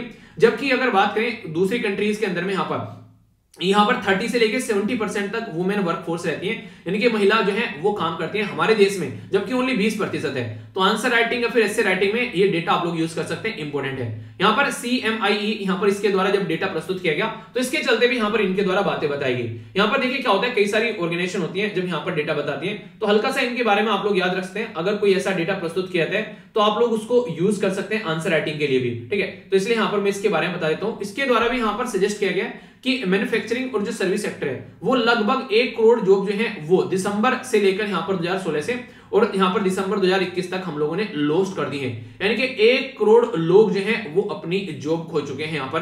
तो ये काफी बड़ी बात होती है। तो ये डेटा यहाँ पर इनके द्वारा बताया गया, तो ये काफी इंपॉर्टेंट मुद्दा है जो कि आप लोग समझ सकते हैं, ठीक है।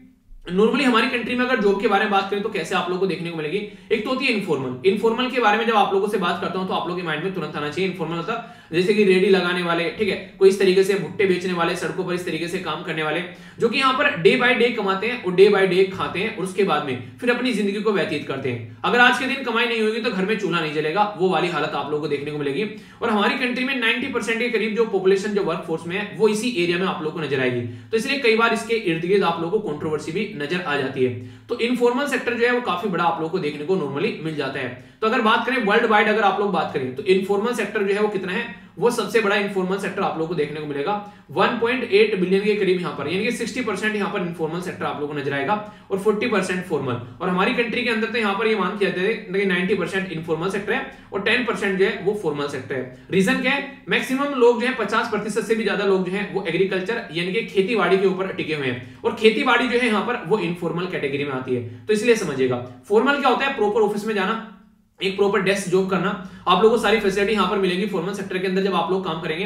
यानी कि आप लोगों को क्या रहेगा, एक रिस्ट्रिक्टेड एंट्री रहेगी, यानी कि आप लोग मान लीजिए सुबह 9 बजे से जा रहे हैं तो शाम को 5 बजे तक आप लोगों को जॉब करनी है, ठीक है। प्रॉपर आप लोगों को रिसोर्सेज यहां पर मिलेंगे जो भी यहां पर एक तरीके से देखा जाएगा, एक ओनरशिप रहेगी, पार्टनरशिप, एक तरीके से आप लोगों की कॉर्पोरेट ओनरशिप रहेगी, प्रॉपर लार्ज स्केल पर ऑपरेशन चलेंगे, ठीक है। कैपिटल इंटेंसिव यहां पर इंपोर्टेड टेक्नोलॉजी आप लोगों को देखने को मिलेगी, एक स्किल पर्सन होनी चाहिए यहां पर, इसी के साथ में प्रोटेक्ट किया जाएगा मार्केट के तहत भी यहां पर, ठीक है। बात करें यहां पर आप लोगों को प्रॉपर सैलरी रहेगी, यहां पर आप लोगों को इंश्योरेंस कवर प्रोवाइड कराया जाएगा और खासकर जो आप लोग कोई त्योहार आ गया तो उसमें आप लोगों को इंसेंटिव भी देखने को मिलेंगे, ठीक है, जैसे होली दिवाली आ गई। तो ये होता है एक प्रॉपर जॉब। वरना क्या रहेगा यहाँ पर, कोई ऐसा है कि जो एक तरीके से नहीं सड़कों पर काम कर रहा है, तो आज जो सामान बेच लिया, आज मूंगफली बेच ली तो घर में खाना बन जाएगा, अगर मूंगफली नहीं बेच पाया तो खाना नहीं बनेगा। स्किल की कोई जरूरत नहीं होती है ठेला रेडी लगाने में, हाँ फिर भी बोलने का थोड़ा पता होना चाहिए वरना कोई सामान खरीदने नहीं आएगा।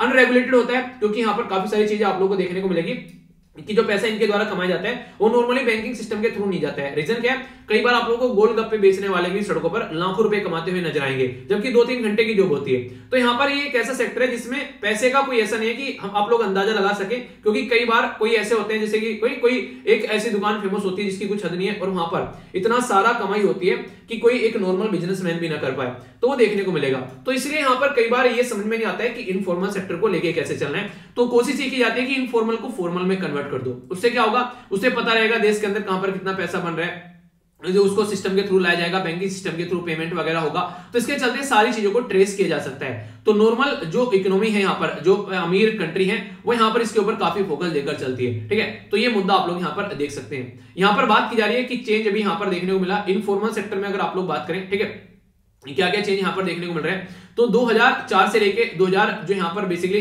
जो 4 तक का और यहाँ पर इसके चलते, ठीक है। तो अभी कोविड-19 के चलते भी हालांकि चेंज देखने को मिला था, वो एक अलग बात है, पर फिलहाल अभी यहाँ पर कोई ज्यादा आप लोग समझ सकते हैं क्या क्या यहाँ पर। तो पब्लिक जो सेक्टर है उसमें इतने लोग काम करते हैं, प्राइवेट सेक्टर में इतने लोग काम करते हैं, जो फॉर्मल हाउस होल्ड जो सेक्टर है उसमें इतने काम करते हैं, इनफॉर्मल सेक्टर में बाकी आप लोगों को देखने को मिलेंगे। बोला ना कि 80 से लेकर 90% जो जनता है आप लोग की वो इनफॉर्मल सेक्टर में काम करती हुई आप लोग को नजर आती है आज के डेट में भी देश के अंदर, जो कि सोचने के लिए मजबूर करने वाला मुद्दा है। यही सारी बातें यहां पर बताई गई है। अगर इंटरनेशनल लेबर ऑर्गेनाइजेशन के हिसाब से बात करें तो अबाउट 60% जो यहां पर वर्ल्ड की पॉपुलेशन है वो इनफॉर्मल सेक्टर में आप लोगों को देखने को मिलेगी। इनफॉर्मल इकोनॉमी जो है यहां पर एक तरीके से रजिस्टर नहीं रहता, जैसे मैंने अभी बताया। तो बातें बता रखी है यहां पर किस तरीके से आज के डेट में जो डेवलपिंग कंट्री है उसके साथ में आप लोगों से हमारा देश है डेवलपिंग कंट्री, ठीक है। तो इनफॉर्मल लोग ज्यादा नजर आएंगे और एडवांस इकोनॉमी में फॉर्मल लोग ज्यादा नजर आएंगे। पीरियोडिक लेबर फोर्स आप लोगों को यहां पर देखने को मिलेगी।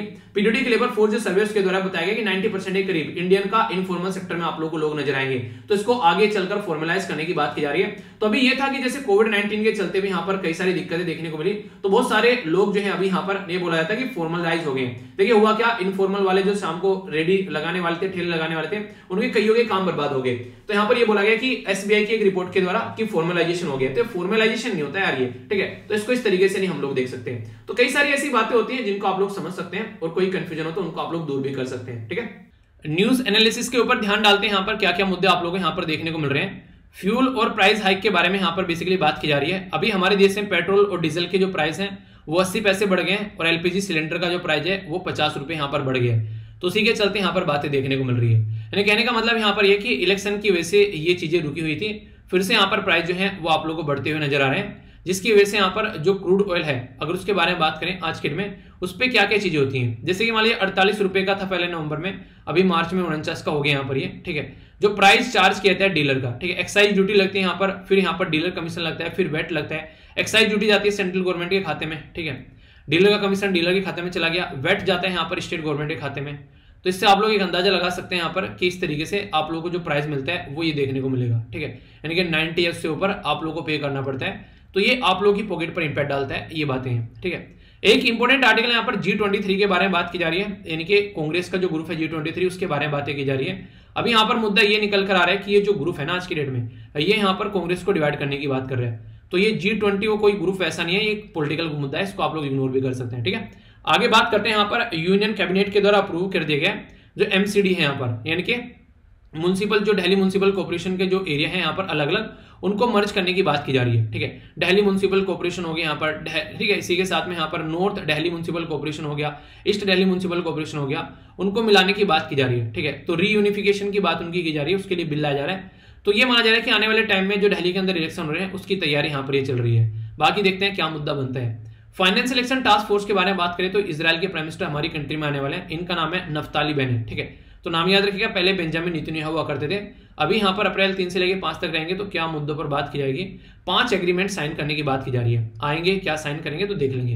इंडिया के ऊपर काफी ज्यादा यहाँ पर प्रेशर बनाने की बात की जा रही है, जैसे यूएसए के बारे में याद रखिएगा। तो यहाँ पर आप लोगों को ऑलरेडी पता है यहाँ पर हमारी कंट्री पर यूक्रेन को लेकर प्रेशर बनाया जा रहा है कि यूक्रेन के हम लोग को फेवर में वोट करना चाहिए। वो सारे मुद्दे आप लोगों को देखने को मिल रहे हैं, ठीक है। इसी के साथ में गंगा जो है बोला जा रहा है कि उसका जल जो है क्लीन हो गया है, ये जल शक्ति मिनिस्ट्री बोल रही है। गंगा जो है किस किस राज्य से होकर गुजरती है, आप लोग को ये क्वेश्चन बताना है। और क्या आप लोगों को लग रहा है गंगा जो है वो क्लीन हो चुकी है, तो आप लोग बताइए, ठीक है। तो ये देखें यहाँ पर बेसिकली जो जेलेंस्की है यहाँ पर वो ये बोल रहे हैं कि पुतिन से डायरेक्ट बात करना चाहते हैं। पुतिन बोल रहा है पहले खत्म कर दो चीजों को, उसके बाद में बात करूंगा, यानी कि जेलेंस्की की अभी ऐसी बातें चल रही हैं जो भी आप लोग बोल सकते हैं। एक इंपॉर्टेंट जो मुद्दा है यहाँ पर ये आप लोगों को देखने को मिलेगा, हरियाणा के अंदर यहाँ पर बेसिकली एंटी कन्वर्जन बिल जो है वो यहाँ पर अभी पास किया गया, अपोजिशन जो है वो वॉकआउट कर गई। तो जीएस पेपर 2 पॉलिटी के अंदर आप लोग इसको कनेक्ट कर सकते हैं। देखिए यहाँ पर क्या है, एज पर द बिल अगर कोई भी यहाँ पर कन्वर्ट किया जाता है, ए माइनर कोई वुमेन कोई person belonging to schedule caste और शेड्यूल ट्राइब, तो यहाँ पर 10 साल की सजा हो सकती है और 3 लाख तक का फाइन हो सकता है। यानी कि किसी को अगर आप लोग लुभावनवाद देखे, प्रलोभन देखे, जबरदस्ती या फिर किसी को किसी तरीके से यहाँ पर धोखे से अगर रिलीजन कन्वर्ट कराते हो तो यहाँ पर Haryana prevention of unlawful conversion religion 2022 है, उसके खिलाफ एक्शन यहाँ पर लिया जाएगा, ठीक है। तो ये बातें यहाँ पर समझाने की बात की जा रही है। अभी अगर बात करें तो आर्टिकल 25 आप लोग याद रखिएगा, ये काफी इंपॉर्टेंट है। अपने धर्म का आप लोग प्रचार कैसे करते हैं वो सारी चीजें बताते हैं। हमारी कंट्री में पार्ट 3 के अंदर में फंडामेंटल राइट है, आर्टिकल 12 से लेकर आर्टिकल 35 तक। तो उसमें आर्टिकल 25 जो है काफी बड़ा इंपॉर्टेंट रोल प्ले करता है। किसी को फोर्स नहीं करना चाहिए, ये भी यहाँ पर बोला जाता है। हमारी कंट्री में 1954 में अगर बात करें, कई सारे ओकेजन पर प्राइवेट मेंबर बिल लेकर आ गए, पर लेकिन अब तक कोई सेंट्रल लेवल पर कोई ऐसा बिल नहीं है जिसको हम लोग बोल सकें सीना ठोककर कि हाँ ये वाला बिल है और ये अच्छे से काम कर रहा है, ठीक है, ऐसा बोल सकते हैं। लॉ मिनिस्ट्री के द्वारा पार्लियामेंट में यहाँ पर कई सारी बार यहाँ पर बातें की गई कि इसको लेकर मुद्दे को लेकर चलना है। तो फ्रीडम ऑफ रिलीजन की बात आती है तो फिर चीजें रुक जाती हैं, ठीक है। सुप्रीम कोर्ट के अंदर भी केस था यहाँ पर हादिया जजमेंट, जिसमें यहाँ पर बेसिकली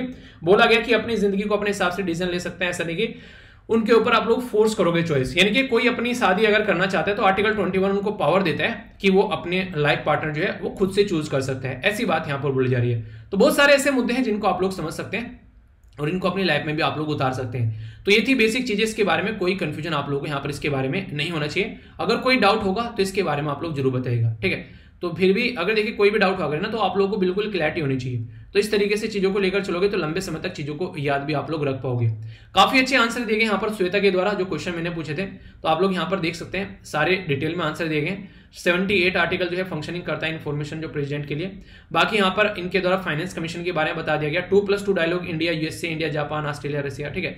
तो ये आप लोग देखिए यहाँ पर न्यू पार्लियामेंट के बारे में बात करें तो बिमल पटेल ये थे जिनके द्वारा स्ट्रक्चर तैयार किया गया। आंसर यहाँ पर केसु के द्वारा भी काफी अच्छे आंसर दिए गए हैं, ठीक है।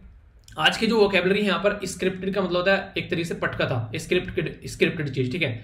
रोल आउट का मतलब होता है चीजों को एक तरीके से लॉन्च करना, ठीक है।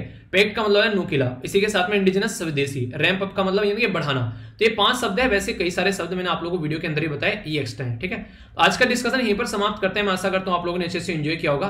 पीडीएफ जाकर टेलीग्राम से डाउनलोड कर लेना, फ्री ऑफ कॉस्ट है, और मेरे साथ में आप लोग यहाँ पे कनेक्ट हो सकते हैं। तो अपना ध्यान रखिए, लाइफ को एंजॉय करिए। बड़ों को नमस्ते, छोटों को प्यार, छोटी सी लाइफ एंजॉय करा। मिलता हूं नेक्स्ट लेक्चर में, तब तक के लिए जय हिंद।